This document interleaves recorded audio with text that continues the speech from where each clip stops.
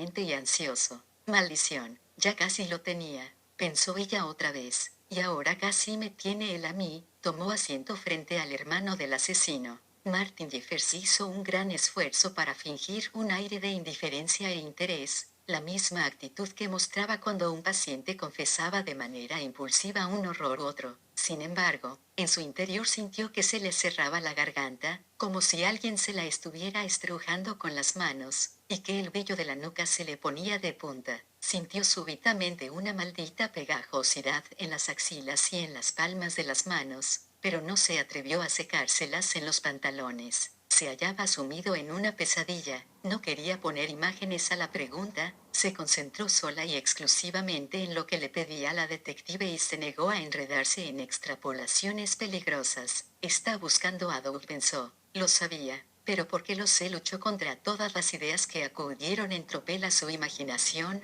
miedos infantiles, preocupaciones adultas. Sintió el deseo urgente de agarrarse a algo, como si un objeto sólido pudiera ayudarlo a mitigar la sensación de vértigo que le nublaba el cerebro, pero también sabía que la detective iba a notarlo, de modo que rápidamente empujó todo a un lado, desde su terror hasta su curiosidad. Averígualo, pensó, no renuncies a nada. Respiró hondo, eso lo ayudó. Cruzó las piernas y se removió en la silla buscando una postura más cómoda. Bajó una mano y se arregló un calcetín. Se llevó una mano al bolsillo de la pechera y sacó un bolígrafo y un bloc pequeño. Dio unos golpecitos con la punta sobre el papel, en rápida sucesión. Después alzó la vista y, haciendo acopio de toda la falsedad y la mentira que pudo reunir, sonrió a la detective. De verdad que lo siento, detective, no me he quedado con su nombre. Mercedes Warren. Anotó eso y sintió que el acto de escribir en un papel lo tranquilizaba. ¿Y de qué organismo de la policía de la ciudad de Miami? Bien, siguió escribiendo. Nunca he estado en Miami, aunque siempre he querido ir. Palmeras, ya sabe, sol y playas, buen tiempo todo el año. Suena maravilloso, pero nunca he conseguido hacerle una visita, pues su hermano, sí, no me diga, a mí me parece que no, pero claro, resulta difícil seguirle la pista, y por supuesto, en Miami siempre hay un montón de noticias, reyertas, robos de embarcaciones, refugiados, esa clase de cosas, de modo que supongo que es posible, y, la verdad, a veces da la impresión de que ha estado en todas partes. Trotamundos, le llaman. Estuvo en Miami el año pasado, en septiembre, para un partido de fútbol americano. ¿Un partido de fútbol? Mire, no creo que a mi hermano le interesen mucho los deportes. Le encargaron hacer una foto de un jugador. ¿O se refiere a que estuvo allí por trabajo? Bueno, eso puede ser. Jeffers calló unos instantes, dejó vagar la mirada por el despacho un momento para recobrarse. Se le ocurrió que su actuación seguramente no estaba logrando engañar a la detective. La miró y vio que no se había movido, ni siquiera un músculo. Está bien pertrechada, pensó. Al instante se preguntó por qué sería. La mayoría de los detectives desean conversar amigablemente, con independencia de lo tensa que sea la situación. Concéntrate en la pregunta, se dijo. Se sintió mejor, todavía precavido, todavía rodeado de un peligro indefinido, vaporoso, pero mejor. De todas formas le encargaron hacer una foto de un jugador, repitió la detective Warren. ¿Pero qué tiene que ver un partido de fútbol americano con el homicidio de una joven? Susan Levis. Oh, entiendo, repuso Martin Jeffers, pero por supuesto sabía que no entendía nada. Anotó en su bloque el nombre y el mes, y después añadió, verá, detective, lo cierto es que me lleva mucha delantera en esto. ¿Qué puede usted querer de mi hermano? Venganza, gritó el cerebro de Mercedes Warren, pero se guardó aquella palabra para sí. Ella también respiró hondo, se reclinó en la silla y, antes de contestar, sacó también un cuaderno y un bolígrafo. Sé jugar, y voy a ganar, pensó. No le falta razón, doctor. Me llevo mucha delantera a mí misma, habló empleando un tono modulado, fingiendo un poco de aburrimiento, procurando mantener su intensidad a raya. Hasta consiguió esbozar una leve sonrisa y un casual gesto de asentimiento. Estoy investigando un homicidio cometido el otoño pasado, el 8 de septiembre, para ser exactos. Tenemos motivos para creer que su hermano pudo ser un testigo material. Es posible que incluso tenga fotografías del crimen que podrían ayudarnos. Le pareció que el uso del plural majestático resultaba de lo más eficaz. Quedó complacida con la manera en que se expresó, sobre todo el detalle de las fotos. Así daría la impresión de que Douglas Jeffers podía ayudar a la policía. A lo mejor eso conseguía apelar al sentimiento de deber cívico de su hermano, si es que lo tenía. Observó el semblante del médico en busca de algún signo de suspicacia y vio que él parecía estar sopesando con cuidado cada palabra. Maldijo para sus adentros. Intenta tocar sus sentimientos, se dijo, así se abrirá. Pero antes de que tuviera la oportunidad de continuar, él le hizo una pregunta, pues sigo sin entenderlo. Doug nunca me ha mencionado eso. ¿Podría explicarse un poco más? No lo hizo. ¿Tiene usted una relación estrecha con su hermano? Bueno, todos los hermanos tienen relación en un grado u otro, detective. Usted debe de tener familia, y por lo tanto lo sabrá. No quiere responder, pensó ella, cuando lo vio por última vez, pues, han pasado años desde que tuvimos lo que se puede decir una visita de verdad. En eso, lo interrumpió el doctor Harrison. Marty, ¿no vino a hacerte una vista precisamente la semana pasada? Jeffers deseó haber podido lanzar una mirada furiosa a su amigo para cerrarle la boca, pero comprendió que eso sería muy peligroso. Estaba intentando con todas sus fuerzas entender a dónde quería ir a parar la detective. No se fiaba de nada de lo que le estaba diciendo, ni de aquella sonrisa de cocodrilo y aquella actitud de súbita amabilidad, porque sabía, con la certeza que da una vida entera de miedos, que su hermano estaba metido en un apuro, y él no tenía la menor intención de empeorarle las cosas, pues sí, así es, Jim. Pero lo único que hizo fue parar un momento a almorzar antes de marcharse otra vez. No fue lo que se dice una visita, y era la primera vez que lo veía en varios años. No creo que sea eso lo que interesa a la detective, pero le dijo a dónde se dirigía, preguntó la detective Barren. A Martin Jeffers lo acribilló una andanada de recuerdos de lo críptico que se mostró su hermano al describir sus planes para las vacaciones. Titubeó un momento. ¿Qué fue lo que dijo?, pensó. ¿A qué se refería? Alzó la vista y vio que los ojos de la detective habían recuperado la intensidad de antes. No, que yo recuerde, contestó a toda prisa,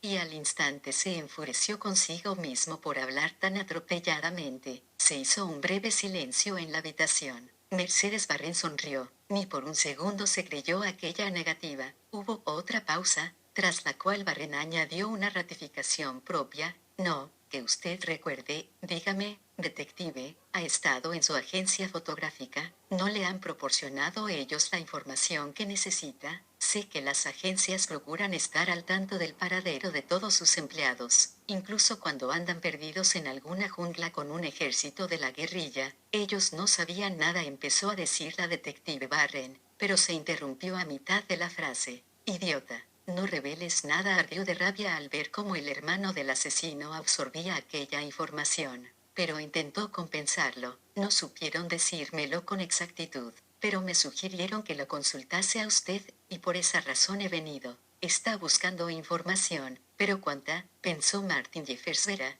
detective, esto me resulta muy confuso. Usted viene aquí pidiendo ver a mi hermano, con el cual, en realidad, hace años que no tengo mucho contacto, con la intención de interrogarlo sobre un crimen sin especificar. No describe en absoluto de qué crimen se trata, ni qué conocimiento podría tener él al respecto. Dice de modo implícito que para usted es importante verlo de inmediato, pero sin dar ninguna explicación de por qué. No sé, detective. Creo que no hemos empezado con buen pie, en absoluto. Es decir, yo deseo colaborar todo lo posible con las autoridades, pero es que no entiendo nada, lo lamento. Doctor, no puedo revelar información confidencial. Aquel era un argumento muy pobre, lo sabía, y también sabía cuál iba a ser la respuesta de él. ¿No? Bueno, pues yo tampoco, lo siento. Si tú te pones a la defensiva, yo también, pensó Jeffers. Se miraron el uno al otro, en silencio una vez más. De pronto a la detective Barren le entraron ganas de chillar.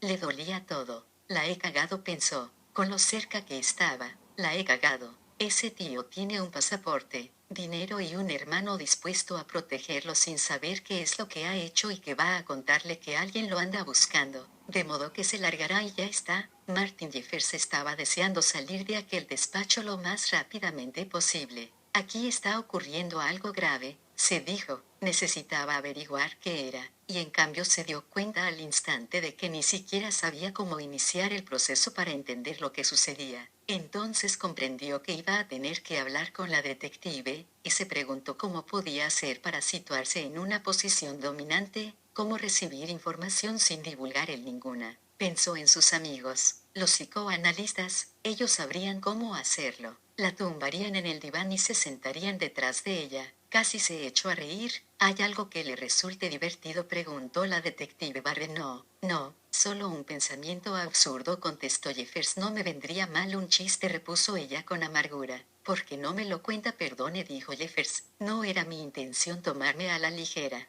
Ella lo interrumpió. Claro que no. Jeffers vio a las claras que ella no le creía. En aquel momento la miró directamente a los ojos y se dio cuenta de que había algo más en juego. No pudo precisar por qué razón lo supo, quizá fuera el ángulo del cuerpo, la inclinación de la cabeza, la intensidad de la mirada. Se sintió casi desconcertado por la fortaleza que irradiaba. Esta es una mujer peligrosa. En aquel momento ella estaba rebosante de odio. Sabe algo más importante que el simple paradero de su hermano. Sabe algo sobre él que no quiere expresar con palabras, por eso se esconde detrás del ingenio y toda esa falsa técnica de psiquiatras, pues no va a servirle de nada en absoluto. Vio que Jeffers consultaba el reloj y a continuación miraba al doctor Harrison. Ella supo de inmediato lo que se avecinaba. Jim, tengo pacientes programados para toda esta tarde. La detective Barren habló antes de que pudiera hacerlo el administrador del hospital. ¿A qué hora termina? A las 5, respondió Jeffers. ¿Le parece que nos veamos en su despacho, o prefiere que sea en su casa, o en algún restaurante? ¿No le ofreció más opciones? ¿Cuánto tiempo calcula que nos llevará?, preguntó él. Ella sonrió, pero no sintió el menor humor. Es muy listo, pensó. Bueno, eso depende de usted. Jeffers sonrió. Como en esgrima, pensó, atacar y parar. Sigo sin saber muy bien en qué puedo ayudarla, pero podemos encontrarnos en mi despacho poco después de las 5, y veré si podemos solucionar todo esto en poco tiempo. Allí estaré. Se estrecharon las manos. No se retrase, dijo él. Nunca me retraso, replicó ella. Martin Jeffers cerró bien la gruesa puerta tras de sí y examinó su despacho, como si esperase ver algo que le explicara la maraña de sentimientos en la que se sentía atrapado. Tenía la sensación de encontrarse al borde de un ataque de pánico, a punto de hacer algo irracional, inundado como estaba de visiones de su hermano, y pensó, tiene un ramalazo de maldad. Ya lo sé. Le vino a la memoria un chaval del barrio que siempre andaba soltando insultos y obscenidades y metiéndose con Don. Sería una pelea entre iguales, ya que los dos eran más o menos de la misma estatura, y todos los niños del bloque estaban de acuerdo en ello. Pero no lo fue. En un momento dado, Doug le puso la zancadilla a su contrincante y de repente lo hizo caer de espaldas al suelo, igual de desvalido que una tortuga boca arriba, y se lió a arrearle golpes mientras el chiquillo gritaba sin parar. Jeffers no había visto nunca una furia semejante, tan potente, tan desatada. Era la rabia de un asesino, pensó, y a continuación frunció el ceño. No seas ridículo. Rara vez volvió a ver a Doug perder así los nervios. Por supuesto que el padre farmacéutico le pegó con saña, pero eso era algo que cabía esperar. Una paliza por otra. Miró a su alrededor. No seas un maldito idiota. No plantees hipótesis. No juzgues. No hagas suposiciones. Es posible que haya dicho la verdad. Un testigo material, eso es lo que ha dicho. Enseguida recordó los ojos de la detective. Ni por lo más remoto, pensó. Se dejó caer pesadamente en su sillón y lo giró hacia la ventana. Distinguió fragmentos de sol que se filtraban entre el follaje de los grandes árboles que delimitaban el hospital, proyectando luces y sombras sobre los cuidados céspedes. Se suponía que debía parecerse más a un campus universitario, como si aquello ocultase de algún modo la realidad del hospital. Descubrió un hombre a lo lejos que avanzaba por un tramo de hierba subido a una segadora. Por un instante le pareció poder oler el aroma dulzón de la hierba recién segada. Lo bueno de los psiquiátricos del estado, se dijo Jeffers, es que por fuera tienen un mantenimiento impecable. Es solo por dentro donde se ven los desconchados de la pintura, como si ésta se despegara de las paredes debido a la locura y la infelicidad. Y lo mismo le sucede a las personas, ¿por qué te das tanta prisa en creerte lo peor de tu hermano? Se preguntó apartándose de la ventana. Luego se contestó a sí mismo de modo no científico, porque le tengo miedo. Siempre le he tenido miedo. Él siempre